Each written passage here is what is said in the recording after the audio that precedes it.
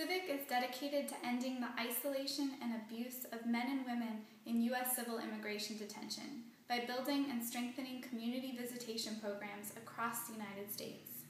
Visitation programs connect people in immigration detention to men and women on the outside who provide a consistent community presence in otherwise invisible detention facilities. In past years, starting a visitation program typically took 1 to 3 years because there is no legally protected right to visitation. However, CIVIC believes this reality is changing. In September 2011, ICE announced a new policy, commonly referred to as the Visitation Directive. While CIVIC advocates for a legally protected right to visitation in immigration detention, the ICE Visitation Directive is a step forward in providing access to detention facilities. Its original intent was to streamline the process for gaining access to a detention facility on a specific day for a specific purpose.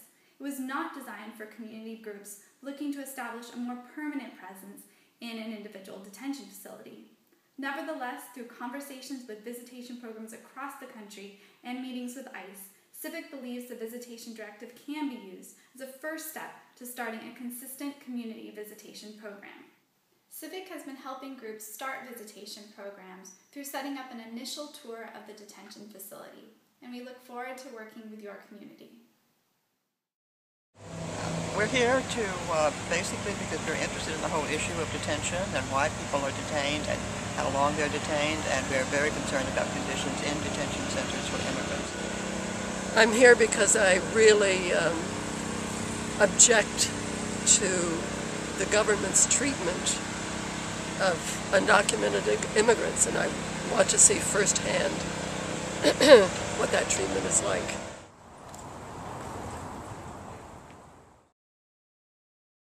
Thank you. All right, bye. Bye. Okay, Bye. being here and they're knowing that they're being, that somebody is looking over their shoulder can conceivably make a difference. So being a witness to what's happening here is really a critical thing. You can't allow this kind of abuse to go on without somebody paying attention. And a lot of the immigrants we spoke with today said, come back more frequently. And I think that's what this new visitation directive could do. We don't just have to have it be a one-time thing. We could do it again starting tomorrow and keep coming back month after month.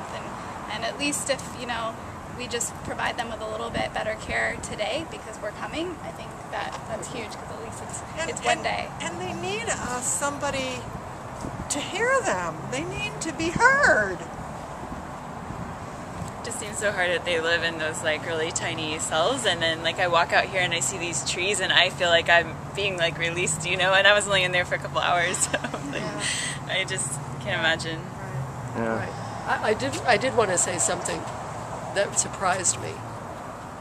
When the when the detainees were talking about the disrespect, which was ordinary, he said, I said, is that true of all of the deputies? Because I was expecting to hear, yeah, sure. No, there are some. He said, there's an older man over there, and he's a Christian like me.